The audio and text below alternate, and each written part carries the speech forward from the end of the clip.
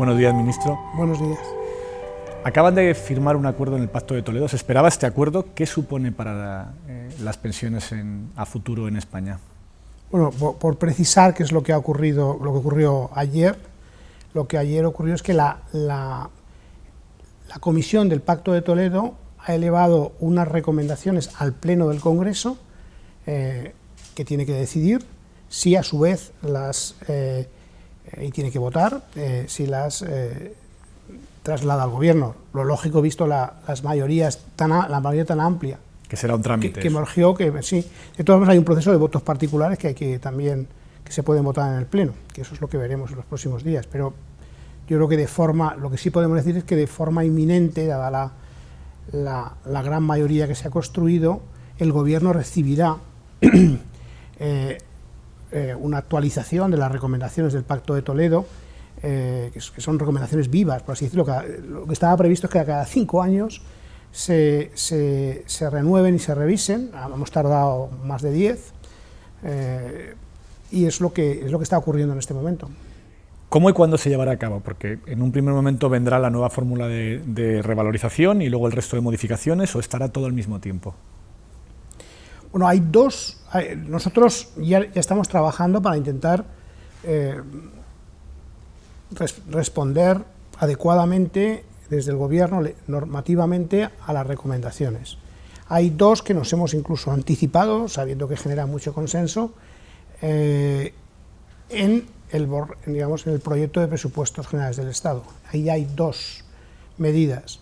Una es empezar a hacer un traspaso de gastos impropios de la Seguridad Social a la Administración General del Estado. Esto, para que se entienda, es uno de los problemas que genera incertidumbre en los pensionistas y futuros pensionistas, es esta visión de que la Seguridad Social tiene una situación de desequilibrio financiero, un déficit elevado, que fue de 17.500 millones en el año 2019. Entonces, lo que el Pacto de Toledo nos está pidiendo es que, dado que incluso todo ese déficit, incluso más, es el resultado de lo que se conoce como gastos impropios, es decir, la Seguridad Social con las contribuciones... Que en España la Seguridad Social, la Caja de la Seguridad Social asume gastos que no debería pagar y que en otros países están en los presupuestos generales del Estado. Porque son políticas legítimas, políticas, por ejemplo, complemento de maternidad o políticas activas de empleo. Es decir, son elementos que se pagan en otros países, como debe ser, con impuestos en los presupuestos generales del Estado. Esto es una anomalía en nuestro caso y es lo que hemos empezado a corregir. En los presupuestos, en el proyecto de presupuestos generales del Estado, ya hay una asunción por parte de la Administración General del Estado de unos 12.000 millones, que son, yo creo, como 2/3, digamos, del déficit de la Seguridad Social.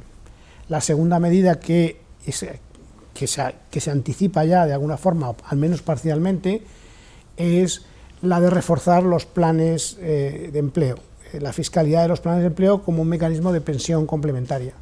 En España el mecanismo más habitual es el de los planes individuales, que tienen un éxito, digamos, el resultado es muy regresivo, porque solamente las rentas más altas tienden los planes de pensiones privados, que tienen una bonificación fiscal de la que solo se beneficia si tienes un alto ingreso. Claro, entonces lo que hay es un cambio en la fiscalidad, un desplazamiento de fiscalidad, de tal forma que pasamos de 8 a 10.000 euros de posible desgravación si son planes colectivos, y en planes individuales pasa de 8.000 a 2.000.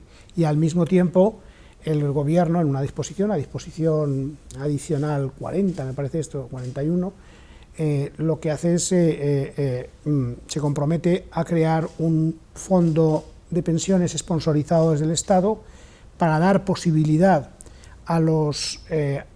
porque ya fondos, digamos, planes de empleo existen en empresas, pero normalmente son empresas de cierto tamaño, grandes, medianas o sobre todo grandes. Pero ¿qué ocurre con las pymes? ¿Qué ocurre con los autónomos? ¿Qué ocurre incluso con funcionarios que tienen un plan, pero otro tipo de funcionarios? Entonces va a haber una opción para poder estar en un plan de empleo, digamos, un instrumento colectivo de previsión social, que tengan, y esto es muy importante, comisiones muy bajas, porque uno de los problemas de los planes individuales es que son extremadamente caros. Ahora mismo una de las críticas que se hace a esos planes de pensiones privados es que son un gran negocio para la banca, más que para los contribuyentes, y que acaba siendo un sistema que se incentiva, como usted menciona, a las rentas más altas frente a las rentas más bajas.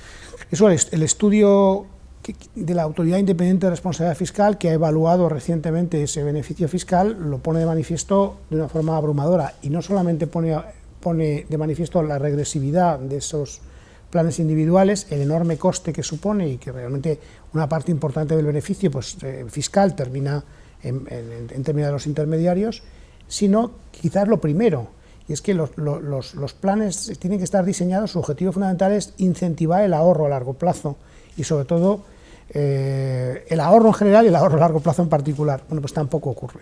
El informe demuestra que lo que se produce son desplazamientos en modalidades de inversión financiera, pero no hay un aumento genuino del ahorro a largo plazo como resultado de ese instrumento. Uno de los objetivos también de los planes que tiene el Gobierno para las pensiones es acercar la edad efectiva a la que se retira la gente a la edad legal de la jubilación. ¿Qué incentivos concretos estudia el Gobierno para prolongar la vida laboral más allá de la jubilación? Bueno, aquí hay hay dos dimensiones. Por un lado, la dimensión de lo que es la prejubilación voluntaria, en el cual hay desincentivos a la jubilación anticipada, y lo que hemos visto es que esos incentivos están mal diseñados porque también son regresivos. En España muchas políticas económicas están diseñadas y no son redistributivas, sino son contrariamente a lo que uno esperaría. Entonces, por ejemplo, lo que ocurre es que si una persona tiene rentas altas y tiene bases de cotización altas, el desincentivo puede llegar a ser del 2%. Si no tiene rentas bajas, el desincentivo sería del 8%, que es el que nominalmente está. Queremos corregir esa anomalía, sobre todo teniendo en cuenta que estamos viendo que está habiendo sí un incremento de jubilaciones anticipadas, sobre todo en personas que van a jubilarse con pensiones más altas. Y después tenemos lo que llamaríamos pensiones demoradas. España es un país que dedica muy pocos incentivos, comparado con otros países, a propiciar que personas que voluntariamente quieran mantenerse en el mercado de trabajo más allá de la edad a la que tienen derecho a jubilarse, lo hagan. Entonces, en ese tema estamos explorando distintas alternativas, estamos mirando qué es lo que hay en el mundo, estamos haciendo algunas investigaciones para ver cuál es la mejor forma de incentivar a las personas que están predispuestas para que se muevan en esa dirección. Uno de los sectores que más ha utilizado las jubilaciones anticipadas es el sector financiero. Estamos en una nueva fusión de dos grandes bancos, Bankia y CaixaBank, que presumiblemente provocarán un ajuste laboral en cuestión de pocos meses. ¿Le preocupa que se vuelva a utilizar las jubilaciones anticipadas en esta nueva fusión bancaria? Bueno, yo creo que sí, yo puedo entender, y no quiero hablar de ningún sector concreto, que haya situaciones en las cuales se producen reestructuraciones, y este es un sector, pero hay otros de naturaleza muy distinta, donde se producen cambios tecnológicos, cambios en el funcionamiento de los mercados, que hacen que haya que poner ajustes de plantilla y que afecten a personas ya en edades bastante avanzadas. Yo creo que para eso tiene que haber instrumentos de protección, pero no necesariamente, sobre todo, no creo que deba cargarse de nuevo sobre el sistema contributivo de pensiones, ¿no? Sobre justo el tema de las jubilaciones anticipadas voluntarias, ¿qué planes tiene el Gobierno para esa reforma? ¿A partir de cuándo sería de una manera muy progresiva? Porque hay gente que está pendiente en los próximos años de a lo mejor esta opción. Todo lo que hagamos va a ser siempre muy gradual y muy progresivo para no sorprender y dar tiempo a la preparación.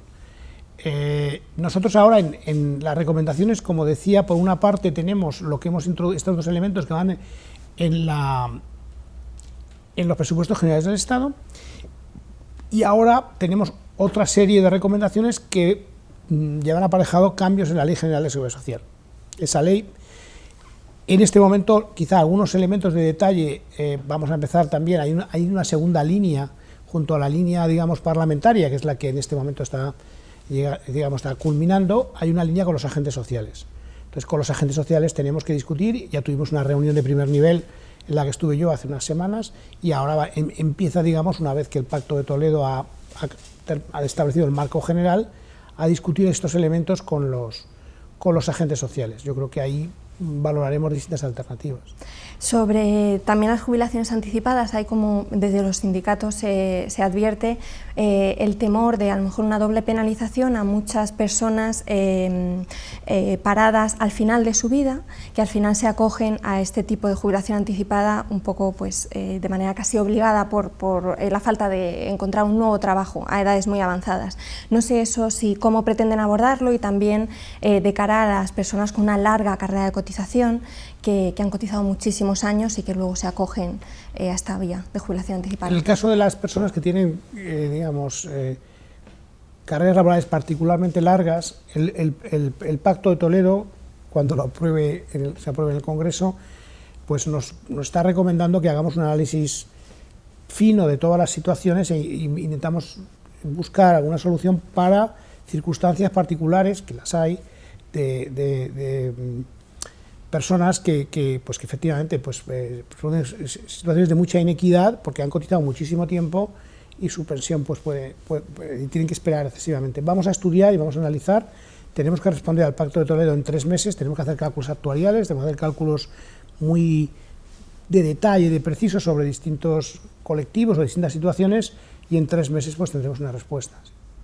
Le quería preguntar también por la subida, el nuevo mecanismo de revalorización de las pensiones estable que pretende aprobar el Gobierno. Su idea en un inicio era aprobarlo antes de final de año, no sé si les da tiempo. Yo creo que no va a dar tiempo, por eso hemos introducido en los presupuestos generales del Estado una revalorización en base a la inflación esperada del 0,9%, que es la inflación que estamos esperando, tengo que decir, y del 1,8% en el caso de las pensiones no contributivas.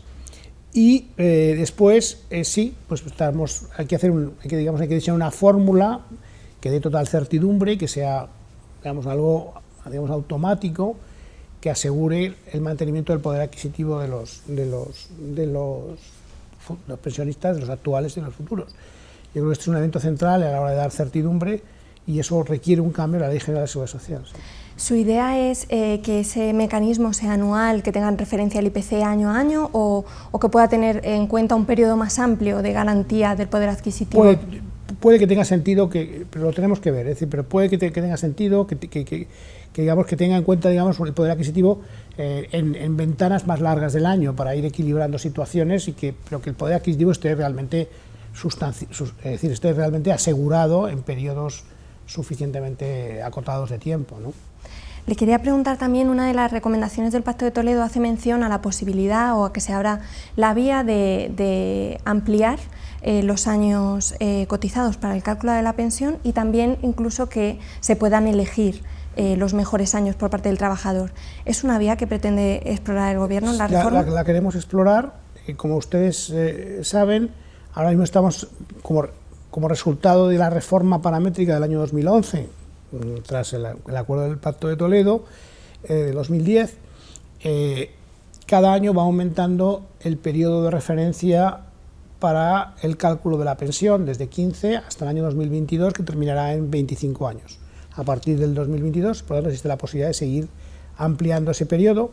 Esto, fundamentalmente, lo que pretende es, digamos, hacer más contributivo el sistema y más equitativo, pero en esa búsqueda de equidad, y si vamos ampliando el periodo más allá de 25 años, es verdad, pero en cualquier caso, no solamente en ese caso, pero cuanto más largo sea el periodo, más relevante es identificar lo que llamamos huecos, es decir, situaciones en las cuales pues, una persona no ha cotizado por distintas circunstancias, y que por lo tanto pueda descartar, digamos, en el cálculo de su pensión aquellos peores años que ha tenido. Este es un mecanismo que estamos explorando, tenemos que ver cómo lo calibramos, y yo creo que va aparejado a una visión, digamos, de ampliación progresiva del periodo. Sí. Esta ampliación pone en riesgo, algunos especialistas lo dicen también, que puedan quedar perjudicadas las mujeres, que en ocasiones han tenido pues, vidas laborales muy inestables. Le quería preguntar si tienen planes concretos para abordar esta brecha de género en las pensiones. ¿Puede ir en esta vía o en otra? Sí, evidentemente hay un problema, hay una brecha importante de género en las pensiones que tenemos identificada. Se planteó una solución indirecta que ha tenido un mal recorrido en los tribunales europeos, porque ha establecido que también los hombres tienen derecho a esa opción. El complemento de maternidad. El complemento de maternidad es la vía porque originariamente se buscó un complemento de maternidad para aquellas mujeres en principio que habían tenido hijos. Después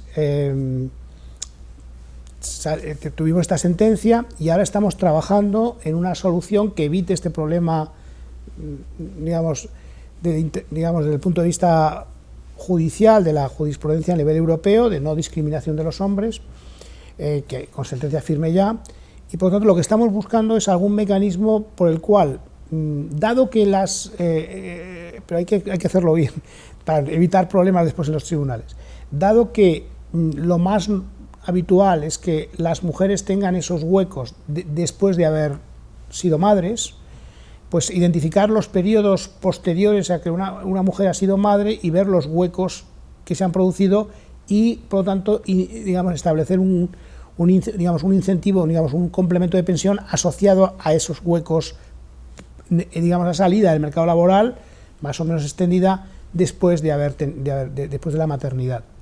Podría ocurrir que el que tuviera el hueco fuera el hombre, no la mujer, y por lo tanto, desde ese punto de vista, no estamos estableciendo una discriminación.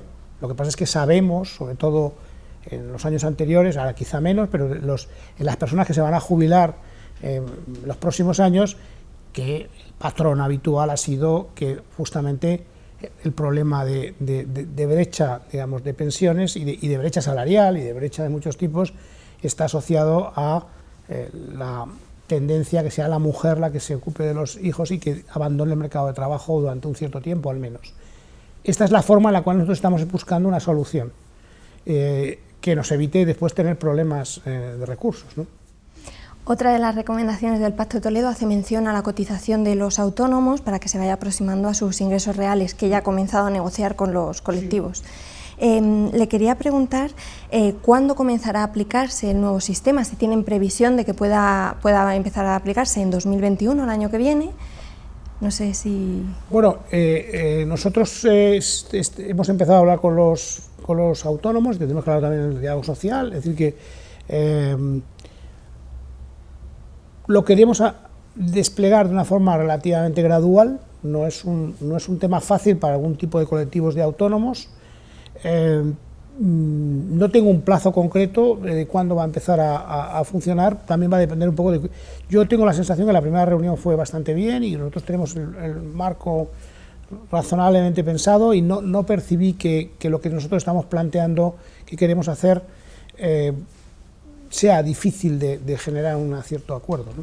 Le quería preguntar sobre ello, si el plan es dejar fuera a los autónomos societarios, que es algo que ya desde sindicatos, por ejemplo, Comisiones Obreras, también UATAE, han pedido que no se haga, puesto que hay muchos autónomos societarios que realmente pues, tienen grandes ingresos y en ese sentido pues, se quedarían fuera. Aquí tenemos un problema más técnico, o un problema técnico. Tenemos problemas... Es decir, esto, yo creo que si lo queremos hacer con cierta rapidez, digamos, a veces no es posible extenderlo a todos los colectivos, porque lo que termina pasando es que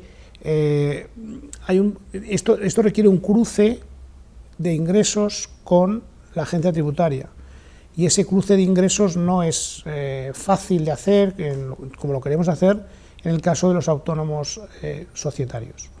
Entonces, si queremos hacer algo que sea ágil, que no genere, digamos, cargas administrativas adicionales, que se pueda gestionar rápido desde la propia Seguridad Social, yo creo que va a ser sin que nuestra ambición sea extenderlo en el futuro a todos los autónomos, yo creo que los autónomos societarios es difícil que puedan estar en una primera etapa. Usted, que viene de haber trabajado primero en la Administración, después en la AIREF, ahora en el Ministerio, ¿se ha encontrado con que la Administración es a veces demasiado lenta o que es difícil de movilizar? Me refiero, por ejemplo, a los problemas que ha habido de retrasos en el SEPE con los pagos de los ERTEs. Hay un problema de capacidad de maniobra de la Administración ante circunstancias como las que estamos viviendo. Yo creo que lo que sobre todo hay, el SEPE es un ejemplo, la propia Seguridad Social, las propias oficinas de extranjería, que es una área que nosotros tenemos ciertas responsabilidades. Lo que se ha producido es una descapitalización en los últimos 10 años y por lo tanto están muy justos de plantillas y a veces sin los perfiles más adecuados, ¿no? Aquí tener en cuenta, yo el otro día conocía que la relación de puestos de trabajo, es decir, la estructura de la que conozco más, que es la Seguridad Social, data de 1980. Es decir, la estructura de tipología de funcionarios, estructura salarial, estructura de plantillas en cada una de las unidades administrativas se diseñó en el año 80 y prácticamente no se ha modificado. En el caso del Instituto Nacional de Seguridad Social, la Tesorería unos años después, está pensado para un país del principio de los años 80. Fíjense ustedes, ¿no? Y después, en términos de plantillas, algunos datos. Yo creo que la Seguridad Social ha perdido casi un 20% del número de trabajadores en los últimos 20 años, por jubilaciones que no se han cubierto, pues casi 10 años así. Tenemos un 20 y tantos % menos de plantilla. Piensen ustedes que, mientras tanto, el número de pensionistas que ha aumentado enormemente, o por ejemplo en la crisis, todas las nuevas prestaciones que estamos dando. La edad media, y lo que nos viene por delante, la edad media de los funcionarios sociales es de 58 años. O sea, tenemos un problemón ahí. Al mismo tiempo, esto es un tema interesante, al mismo tiempo estamos digitalizando, y sobre todo la parte que tiene que ver con la tesorería de la Seguridad Social, más la parte que tiene que ver con prestaciones más directas al ciudadano, como puede ser el Instituto Nacional de Seguridad Social, las pensiones o el propio SEPE. Pues efectivamente el SEPE tiene más empresas, tiene las dos partes, ¿no? Pero yo creo que ahí es más difícil la digitalización y el trabajo telemático, pero yo creo que ahí cada vez se utilizan más todos nosotros, si somos capaces de establecer herramientas muy amigables, ya con teléfonos móviles, con tal, pues casi todo el mundo, no todo el mundo, pero casi todo el mundo puede acceder. Lo que hemos visto nosotros durante la crisis, que ha sido una oportunidad, es que el recorrido que hay haciendo mecanismos más amigables para que se hagan muchas más transacciones no presenciales es muy grande. O sea, entiendo que hay un reto con la organización de la propia estructura, con el tipo de personal y falta de personal que existe y también con la tecnología. Total. Y yo creo que en el contexto del plan de recuperación y resiliencia, uno de los ejes fundamentales, una de las piezas fundamentales es la reforma de la administración pública, para hacerla más eficiente, más digital y más amigable, yo diría, entre ciudadanos. Cambiando de tema, hablemos de los presupuestos. ¿Cree que los presupuestos que se presentan esta semana son de izquierdas e ideologizados, como critican desde el PP y también desde organizaciones empresariales? Yo creo que son unos presupuestos progresistas, pero son unos presupuestos muy condicionados por la crisis en la que estamos abordando. Es decir, esto no son los presupuestos que probablemente uno hubiera diseñado en tiempos normales, y por lo tanto tienen que adaptarse a unas circunstancias absolutamente singulares y excepcionales, que son la pandemia. Por lo tanto, son presupuestos con un componente de inversión pública muy elevado, porque hay que hacer una política anticíclica fuerte, y además aprovechando además que esas inversiones, si se hacen en los áreas adecuadas, pueden ser un catalizador de crecimiento futuro, una oportunidad, también como la llegada de los fondos europeos. Yo creo que son unos presupuestos que tienen un componente redistributivo de renta muy, muy importante. Por ejemplo, el ingreso mínimo vital, pues son 3.000 millones que están presupuestados y son de las políticas más redistributivas. Sanidad, educación, donde se refuerza mucho, en asistencia social, son partidas que van a crecer mucho y sabemos que ese es el gasto que tiene más potencia redistributiva.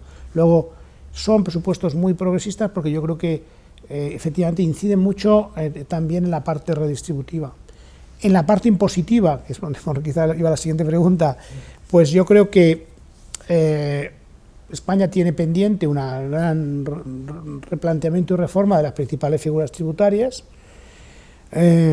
Eso ha quedado para una comisión de expertos, de sabios, podemos llamarles, que sean los que nos hagan recomendaciones, mientras tanto se han hecho algunos ajustes en el margen, yo diría. En esos ajustes hay dudas sobre, no hay ninguna duda sobre que el gasto, que es tal y como está planteado en los presupuestos, son bastante redistributivos por las partidas que usted menciona, pero en el tema de los ingresos, aunque es cierto que se tocan algunos impuestos de las rentas muy altas, y me refiero al tramo de sociedades, a las rentas por encima de 200.000 o 300.000 euros, al mismo tiempo parte de los ingresos se van a generar con impuestos indirectos que van a recaer en todos los ciudadanos por igual en función del uso. El diésel, los plásticos, las bebidas azucaradas. ¿La foto total cree usted que es redistributiva o hemos hecho una reforma, una mini reforma fiscal regresiva?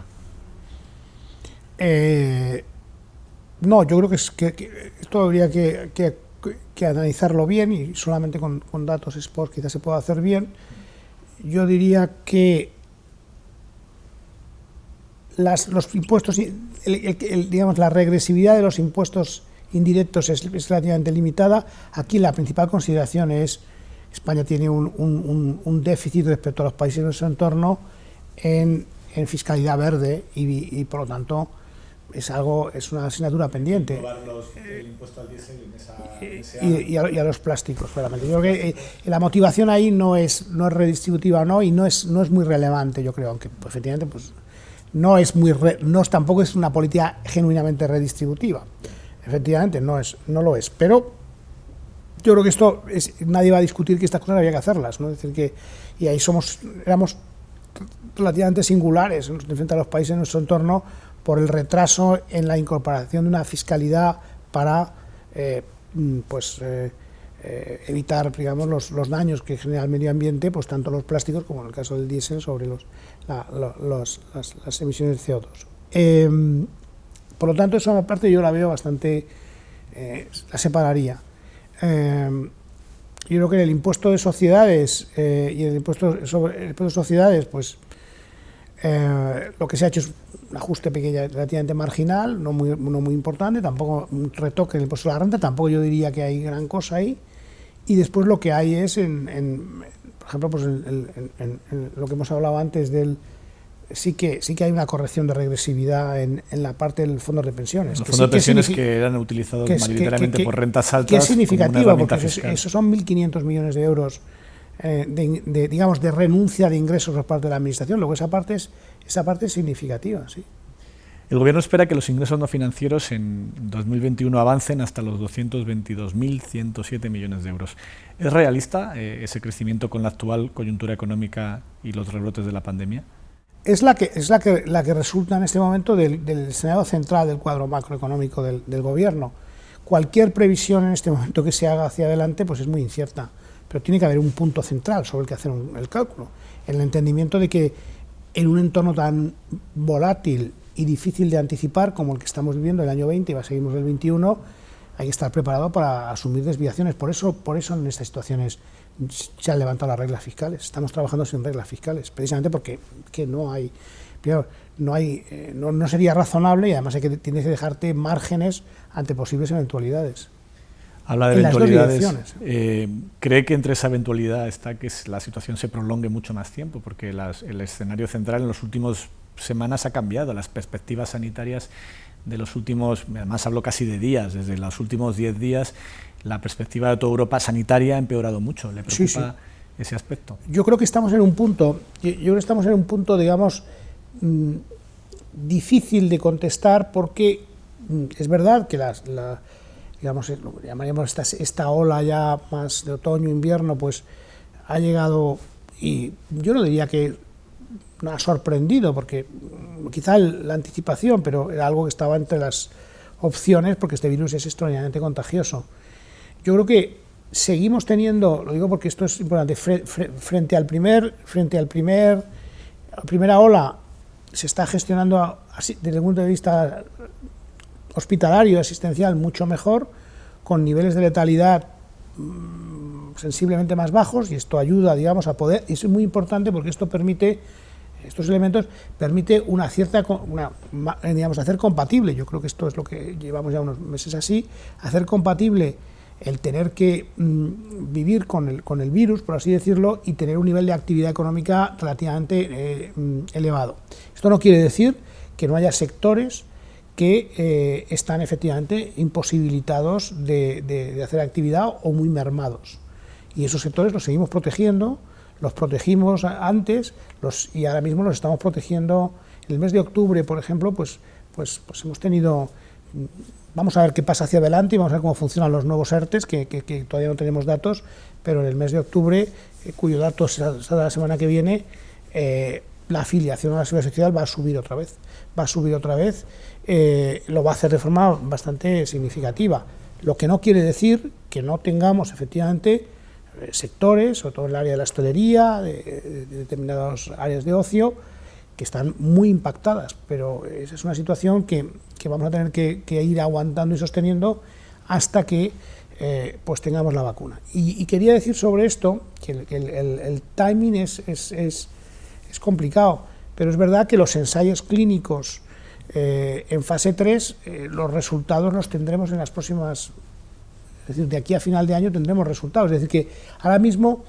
Hombre, si estuviéramos en el mes de junio o julio, cuando faltaran todavía 5 o 6 meses, pues la incertidumbre sería mayor. Ahora la incertidumbre es alta porque estamos pendientes de ver cuán buenos, entre comillas, son esos resultados. Si funcionan las vacunas. Y si funcionan las vacunas. Y si funcionan, esto puede cambiar muy rápidamente. No lo sabemos, pero también es verdad que el tiempo de espera se va acortando y estamos ya cerca de los tiempos que nos han dicho en los cuales tiene que haber resultados de análisis clínicos pronto.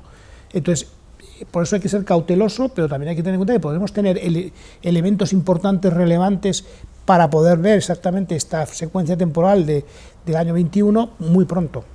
Europa ha desplegado en esta situación la mayor inversión de dinero público en todos los países, no solamente España, toda Europa está desplegando un apoyo económico desde el sector público al privado enorme, sin precedentes. ¿Ese dinero se puede acabar? ¿Es un dinero que Europa puede prolongar si la situación se prolonga un año más, o es una situación que inevitablemente se nos va a acabar la gasolina al sector público en los próximos meses? Pues yo creo que ten en cuenta que el plan de recuperación y resiliencia va a poner a disposición de España 140.000 millones de euros. El compromiso, la intención del Gobierno es en los próximos 3 años utilizar los primeros 70.000, que son subvenciones, que no son préstamos a largo plazo. Eso permite que en los presupuestos del año 2021 haya en torno a 25.000 millones que vienen de esos fondos. Esos son 2 puntos del PIB, es decir, que estamos hablando de una cantidad extraordinariamente importante, y eso, digamos, genera espacios. Esto, pues cuando empezó la pandemia, en ningún caso contábamos que íbamos a tener con esto. Luego, yo creo que desde el punto de vista fiscal, lo que hemos ido sabiendo, lo que hemos ido viendo desde que empezó la pandemia, es que el paraguas, por así decirlo, el marco europeo, es extraordinariamente facilitador y de apoyo a tener una política lo más anticíclica y lo más, digamos, mitigadora. A lo que me refiero es si es una cuestión técnica o política. Si Europa decide seguir apostando por esta... No, es decir, tenemos un marco de 6 años. Es decir, estos son 6 años. Es decir, o sea, como el famoso discurso, habrá todo el dinero que sea necesario y será suficiente. Yo creo que bien utilizados, sí. Le quería preguntar sobre precisamente presupuestos. La partida, la ministra Montero explicó ayer, la partida para los ERTE y la seguridad de cese autónomo de momento está prevista como hasta el 31 de enero y después aseguró habrá dinero si es necesario. La previsión es que posiblemente sea necesario. ¿No tenía sentido ampliar más esa partida por más tiempo? ¿No genera incertidumbre? Yo creo que no, es en el sentido que todo... yo creo que ya hemos demostrado en este Gobierno, ya en 3 acuerdos con los agentes sociales, una enorme determinación de proteger las rentas y el tejido productivo que se está viendo afectado por las medidas administrativas. Eso ya lo hemos demostrado 3 veces y nos hemos comprometido que a partir de enero abriremos un nuevo marco con las circunstancias que en ese momento se den. Yo creo que ahí lo que tenemos es flexibilidad. Como decía antes, es muy difícil anticipar cómo vamos a estar, digamos, en el primer semestre del año. Es difícil de anticipar exactamente cómo van a evolucionar, porque esto estamos teniendo realmente, qué sectores se van a ver más afectados, cuáles se van a abrir más, cuáles menos. Vamos a ver qué va a pasar en estos 3 o 4 meses. Es decir, yo creo que no estamos generando incertidumbre, lo que nos estamos dando es flexibilidad. Y evidentemente son presupuestos que no hay una restricción fiscal muy fuerte y tendremos ciertos márgenes de actuación, lógicamente. Sobre el ingreso mínimo vital, el vicepresidente Iglesias ha vuelto a tachar de inaceptable que el ingreso mínimo vital no esté llegando a los ciudadanos, ha dicho en una entrevista. ¿Cómo recibe esas críticas internas dentro del Gobierno? Bueno, primero aclarar que sí está llegando a los ciudadanos, es decir, aclarar, me parece lo importante es aclarar dónde estamos. Hemos recibido, y esto es importante, hemos recibido más de 1 millón de solicitudes, que hay gente que dudaba que con los canales que habíamos abierto, con los sistemas telemáticos y con la situación real, íbamos a tener dificultades. A más de 1 millón de hogares nos están pidiendo el ingreso mínimo vital, primer elemento. Segundo elemento, hemos contestado a más de 500.000 de familias ya. Quien tenga cierta experiencia administrativa y sepa lo que es gestionar un expediente de un ingreso mínimo vital, por ejemplo, las comunidades autónomas llevan con rentas mínimas muchos años y tardaron años en desplegar realmente estas. Nosotros en unos pocos meses, son los datos que estoy dando, y de ese medio millón, que a mí me parece sinceramente muy notorio, y hay que felicitar sobre todo a los funcionarios de la Seguridad Social por ello, de ese medio millón, aproximadamente un tercio, 140.000, ya están cobrando el ingreso mínimo vital, y además desde el mes de junio, y lo cobrarán, todo será además retroactivo para todos los que concedamos de aquí en adelante desde el mes de junio hasta final de año. Esto es entonces, y hay 400.000 personas recibiendo el ingreso mínimo vital. Compárese con los datos de comunidades autónomas, por tomar alguna referencia de lo que es aceptable o lo que no es aceptable, pues miremos prestaciones similares cuando se han desplegado y cuánto ha tardado. Esto, en ese sentido, puede plantearse realmente como un éxito. Después, hay efectivamente un porcentaje importante que no cumplen los requisitos, como un tercio aproximadamente de las que estamos resolviendo no cumple los requisitos, sobre todo de renta y patrimonio. Pues es natural, se intenta, se pide, y después pues es muy importante también que se resuelvan bien todos estos casos que por razones de equidad de la propia prestación. Y después hay un tercio de aproximadamente, incluso algo más, que estamos pidiendo subsanación. Nosotros hace unos cuantos ya semanas o meses incluso nos dimos cuenta que en algunos procedimientos habituales de funcionamiento de la Seguridad Social y con su forma estándar de operar, probablemente podíamos agilizar todos estos procesos. Por ejemplo, el padrón, en lugar de pedírselo a una persona, podríamos cruzarla con el INE, pero para eso había que cambiar una ley, porque el INE solo lo puede utilizar para temas electorales y no podía darnos los datos. Esto ha habido que, o por ejemplo, con la agencia tributaria, cruces con las comunidades autónomas. Todos esos sistemas de cruces ya los resolvimos nosotros hace 3 o 4 consejos de ministros cuando hicimos cambios en reales decretos. Esto no es de ahora, esto es de hace 3 o 4, y ahí es donde se han conseguido, yo creo que agilizar los procedimientos, y vamos a ver viendo pues un conjunto importante de reconocimientos de ingresos mínimos vitales que ya están produciendo en las próximas semanas. Desgraciadamente estamos en medio de una pandemia, hay una situación de mucha vulnerabilidad sobrevenida, pero también hay otros procedimientos y otras prestaciones para abordar esta situación. Esta es una prestación que está para quedarse, que hay que hacerla bien, que tiene que ser estructural, que nunca se había desplegado hasta ahora, y por ahora pues yo creo que estamos razonablemente satisfechos de cómo está yendo. Sí. Imagino que igual que nos ha explicado a nosotros esta gestión y que ya lo ha hecho en varias ocasiones, también lo hará con el vicepresidente Iglesias. ¿Le molesta que insista en esta cuestión con críticas ya no desde fuera, sino desde dentro del gobierno? Más que me molesta, me sorprende, porque yo, que no voy a desvelar, conozco las dinámicas internas dentro del gobierno de cómo estas cosas se diseñan y se plantean, y se pone en ¿Cree que marcha. se debe a una necesidad de marcar un perfil propio en un asunto que para ellos es sensible porque afecta a una de sus banderas políticas y electorales, que es la defensa de los más vulnerables?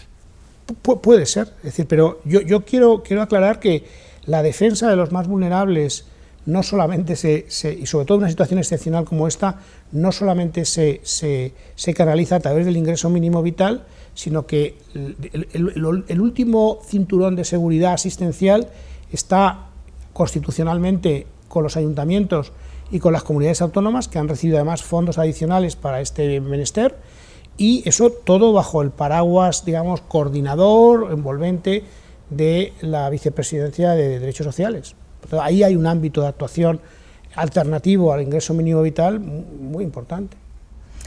Le quería preguntar ahora sobre migración.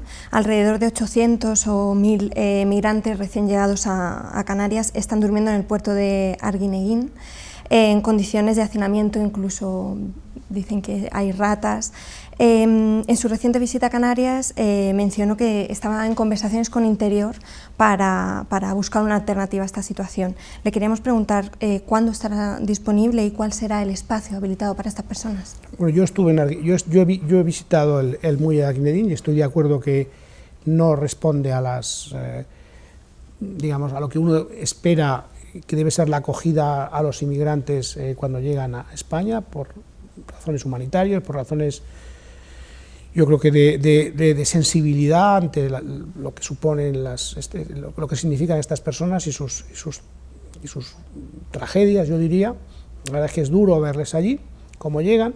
Lo que pasa es que, y esto es una parte que no es responsabilidad de nuestro ministerio, las primeras 72 horas, que son de filiación, que son de cribado, corresponden al Ministerio de Interior, y pasadas 72 horas nosotros los acogemos en nuestro sistema de acogida. Entonces, en esas primeras 72 horas sí que yo he hecho ver que hay que buscar una solución. Las soluciones, en algunos casos, pasan directamente por la que ponga a disposición del Ministerio de Interior, en el caso para hacer las instalaciones que están más disponibles y que se utilizaron en la anterior crisis para abordar tanto estos primeros 72 horas como incluso la atención posterior humanitaria de emergencia que hacemos nosotros, son propiedad del Ministerio de Defensa. ¿Y cuándo creen que podrá Pues estar? estamos planteando sobre el Ministerio de Defensa, nosotros lo llevamos planteando hace tiempo, y me consta que es posible que haya, y el Ministerio de Interior por su lado también, sí, esperamos que haya una respuesta pronto. Quería preguntarle por la evolución del empleo. Nos ha avanzado antes que los datos de la afiliación a la Seguridad Social van a ser buenos. La tasa de paro ha subido solo un punto durante esta pandemia, a pesar de un desplome histórico del PIB, en gran medida o fundamentalmente por la enorme inyección de dinero público en la economía a través de los ERTE, a través de los ICO. ¿Le preocupa qué pase cuando la economía deje de estar anestesiada? Es decir, cuando se retire todos esos incentivos, de repente podemos tener que muchas empresas que ahora están funcionando con normalidad no puedan seguir adelante.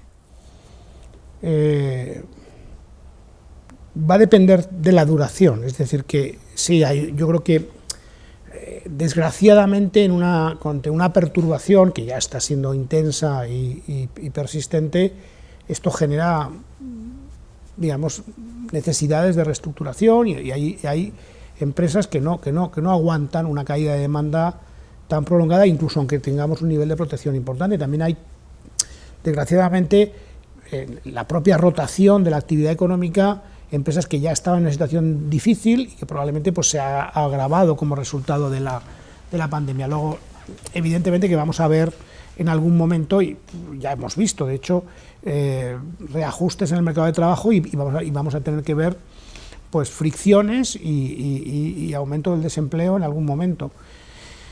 Pero esta economía es bastante flexible, es decir, y yo, por lo tanto, y lo hemos visto en el pasado, yo tengo expectativas de que podamos esto, sobre todo con el acompañamiento que da el plan de recuperación y las inyecciones adicionales estructurales que se van a hacer en muchos sectores, de dar opciones a nuevas actividades que puedan retomar las anteriores. Lo que hemos visto hasta ahora, y incluso en el mes de septiembre y octubre, es que ya con problemas de restricciones administrativas hay algunos sectores que siguen muy afectados, pero hay muchos sectores que siguen recuperando actividad. y eso lo hemos visto, lo estamos viendo en el mes de octubre. Cuando salgan los datos la semana que viene, en la sectorial, veremos que hay sectores que siguen creando empleo. De hecho, la EPA que salió ayer, ¿no?, pues da un crecimiento del empleo en el tercer trimestre pues muy alto, de casi 600.000 trabajadores, creo, ¿no? Y simplemente porque habrá que revisar cálculos, si yo no mal recuerdo, se estaba dando una tasa de paro media para el año 2020 del 17%, los principales Banco de España. Claramente va a quedar por debajo de esa tasa, con toda seguridad. Porque eran más pesimistas de lo que pensaban porque eran bastante más pesimistas los pronósticos que la realidad. Bueno, al menos en lo que es el empleo. El empleo está claro, pero nosotros ya lo... O sea, yo creo que nosotros que vamos viendo los datos, al final la EPA ha terminado coincidiendo entre los últimos 2 trimestres como casi muchísimo, con algunos ajustes, con los datos del paro, digamos, de los paros de afiliación a la Seguridad Social, que son los datos, y de los ERTES, que son los datos de los registros administrativos absolutos, una encuesta. Entonces, al final tienen que casar, y nosotros los datos los vamos teniendo día a día anticipadamente. Nosotros íbamos viendo, teníamos quizás esa superioridad informacional, aunque los datos los vamos poniendo a disposición, y íbamos viendo que la cosa nos parecía que iba mejor que los pronósticos medios, y yo creo que es lo que va a terminar pasando, sí. Cuando volvamos a la normalidad, ¿vamos a tener una economía tan parecida a la que teníamos hoy o va a ser muy distinta? Por ejemplo, en un sector que en España es clave, que es el turismo. ¿Va a volver los millones de visitas turísticas dentro de, no digo el año que viene, dentro de 2 años estaremos otra vez con un mercado turístico, o esta pandemia cambia todo y va a cambiar también los modelos de turismo? Entramos en un área un tanto especulativa, porque tendríamos que saber si va a haber cambios de comportamiento permanentes o no. Y esto es mi sensación, no tengo y yo lo que he leído sobre esto tampoco me da la sensación de que es muy científico, ni permite, digamos, comprometerse mucho con un criterio. Pero mi sensación es que en todo lo que es ocio y turismo, la tendencia previa, que es un sector de cara a mayor actividad, por ejemplo, por el envejecimiento de la población, los pensionistas, etcétera, la propia, yo creo que esto en algún momento se retomará, me da la sensación, puede haber algunos ajustes, pues que se utilicen menos algunos servicios que otros, pero mi sensación es que esto no debería verse muy afectado, pasado un tiempo en que esto se normalice y todos estemos ya en una situación, digamos, no tengamos estas inquietudes que nos genera la circulación del virus. Yo creo que, en cambio, en todo lo que es teletrabajo y trabajo a distancia, yo creo que se puede quedar así. Y eso sí que puede tener efectos, por ejemplo, sobre el transporte, ¿no? Pero eso puede ser positivo para España, porque España, si el teletrabajo se impone, es un destino goloso para determinados perfiles profesionales que pueden venir a vivir a un sitio bastante mejor de clima, de servicios, de ocio, del que tienen los vecinos del norte de Europa. Yo que he vivido en esos países, en 2 de esos países, lo puedo asegurar que sí, de hecho es una oportunidad. Ahora bien, los ajustes sí que puede haber una caída estructural de la actividad en transporte. Es decir, que las aerolíneas no se van a recuperar tan fácilmente. Si trabajamos estructuralmente más a distancia y que pues habrá menos desplazamientos, eso es así. Entonces, por esa actividad, a lo mejor por turismo no, pero es otra de las actividades los viajes de trabajo van a disminuir de manera estructural. Sí, porque hemos visto que se puede trabajar razonablemente bien a distancia en muchas ocasiones, y el abaratamiento de costes. Hombre, es una ganancia de productividad. Es decir, es una ganancia de productividad y, por lo tanto, evidentemente, de la misma manera que hay sectores que se ven afectados porque pues no, esa ganancia de productividad supone menos demanda de esos servicios, en este caso de movilidad, de transportes. Por otro lado, esas ganancias de productividad pueden tener un impacto positivo en otros sectores. ¿Cómo cree que ha sido la evolución global de los ERTE? Me refiero si ha habido o no ha habido fraude, si ha habido empresas que se han aprovechado de esa inyección de dinero público para, de manera fraudulenta, pedir a sus trabajadores que siguieran trabajando y cobrar los ERTE. ¿Eso ha ocurrido? ¿En qué grado? Bueno, pues la Inspección de Trabajo ha hecho, luego está todavía, y ha habido algún nivel de fraude, sí, pero no me parece que sea no creo que para la dimensión de lo que hemos tenido sea el punto en el que yo me detendría, ¿no? Y sobre todo lo que hemos visto después es que, lo que estamos viendo es que el ritmo al cual se han ido, digamos, deshaciendo los ERTES ha sido extraordinariamente rápido. Tengan en cuenta que, por tanto, Es decir, llegamos a tener 3.400.000 trabajadores en ERTE y hoy tenemos 600.000. Es decir, que estamos hablando del 80 y tantos % de recuperación. Luego, al menos sabemos que según las distintas actividades se han ido recuperando, pues se ha vuelto a la normalidad y se han ido activando los trabajadores. Y dentro de esos 600.000 sabemos que al menos 300.000 o así son sectores que realmente están parados. Todo lo que es la parte que tiene que ver con alojamientos y agencias turísticas, parte de transporte, eso está todavía parado. Y en la otra gran herramienta de inversión pública en el sector privado, que han sido los créditos ICO, ¿cree que ha habido algún tipo de fraude? Es decir, bancos que han aprovechado para trasladar deuda que tenían ellos avalada al aval del Estado. Yo me consta que desde el ICO, desde el Ministerio de Economía, desde el Banco de España, es un tema que se ha seguido desde el principio muy de cerca. No estoy en este asunto, no es su responsabilidad. No es mi responsabilidad, pero sí que me consta que este es un tema que se ha vigilado para que esto no sea el caso. Claro.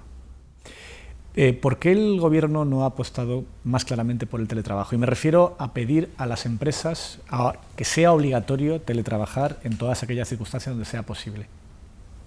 Y no solo una sugerencia. Pues no es una reflexión, no tengo una contestación así muy directa. Yo creo que yo no estoy seguro que haya es que la casuística es tan grande, es decir, la casuística es tan grande que yo no sé si es fácil regular eso, sí, porque a veces cuando haces una regulación general, pero tienes que poner tantísimas excepciones aquí y allá, pues al final es difícil de desplegar una cosa así. Es mi reacción así a bote pronto, sin haber, no creo que hayamos tenido un trabajo interno, no creo que hayamos tenido una reflexión profunda sobre esto. Como responsable de Migraciones también, como ministro responsable de Migraciones, ¿le preocupa el auge del discurso de la extrema derecha en España criminalizando a los migrantes menores?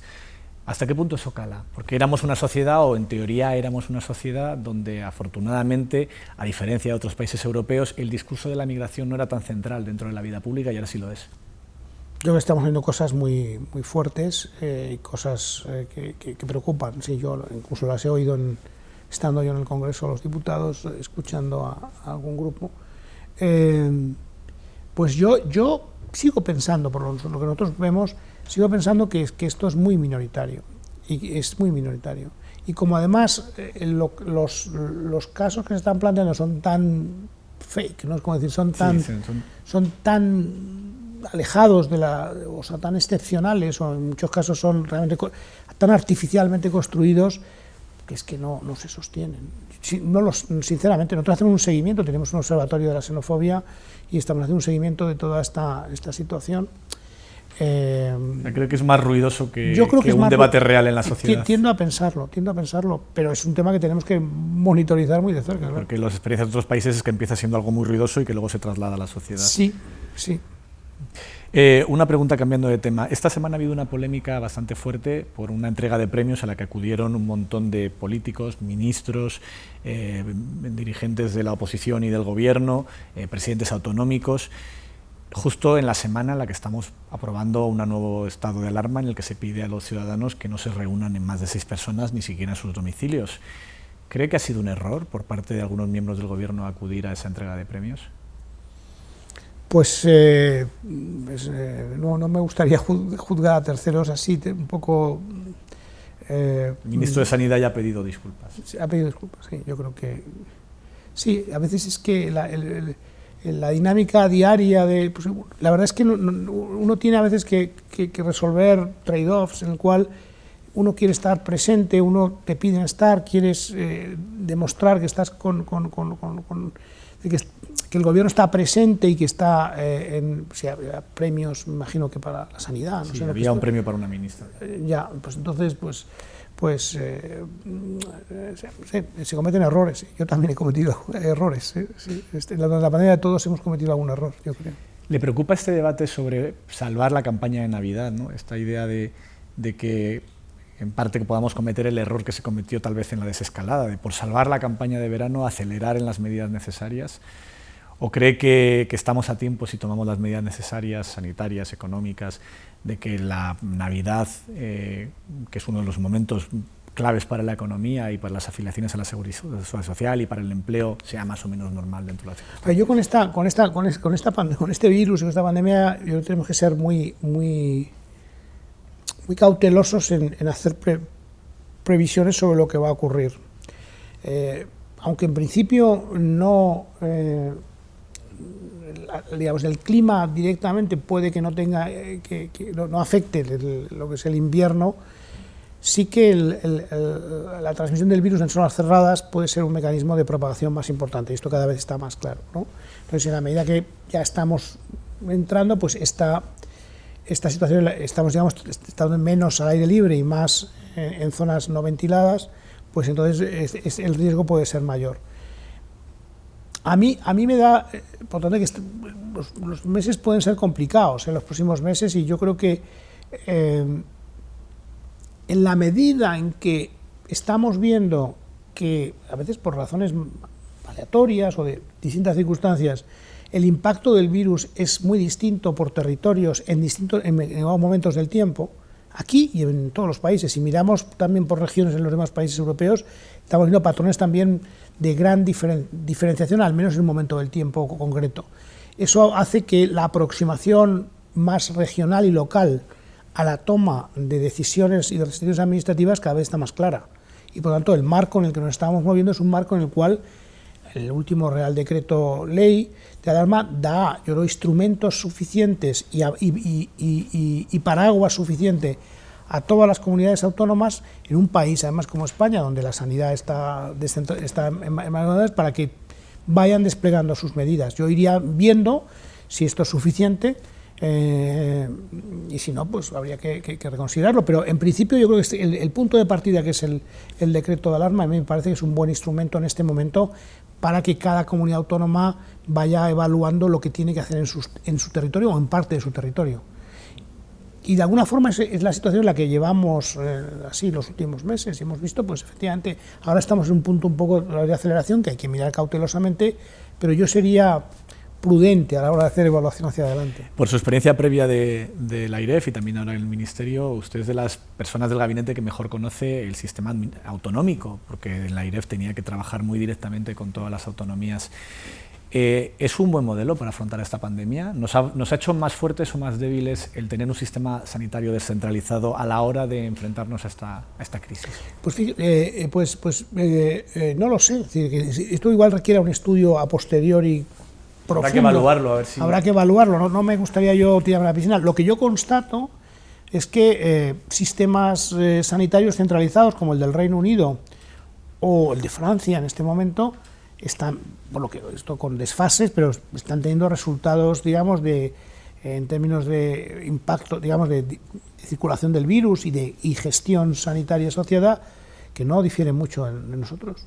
Por lo tanto, no tengo la sensación de que la descentralización del sistema o la gestión, digamos, la competencia que sea a nivel de las comunidades autónomas sea un elemento decisivo a la hora de ver lo que está pasando a nivel de países. Claro, pero como experto en políticas públicas, ¿cuál cree que puede ser la razón que explique que España esté teniendo un desempeño tan diferente al de otros países europeos en esta pandemia? Me refiero al número de contagios, al número de muertos. ¿Es una cuestión exclusivamente sanitaria, por cuándo y cómo llegó el virus, por cómo vivimos, o tiene algo que ver con las políticas públicas que hemos aplicado? Yo cuando miro, yo ahí igual discrepo, es decir, que lo que tenemos son ritmos nosotros entramos antes con Italia, Italia después se fue antes, nosotros hemos vuelto. Si miramos ahora la incidencia de la pandemia en países como Holanda o como Bélgica, es extraordinariamente ¿No cree que haya una anomalía alto. española en la pandemia? No creo, yo creo. Lo que hay son secuencias temporales distintas.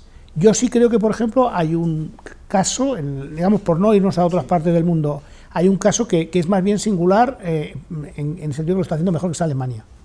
Alemania, indiscutiblemente, es un país que está gestionando la pandemia mejor, y fue por donde entró el virus, dice, ¿no? Desde en teoría fue el primer caso oficial. El primer caso.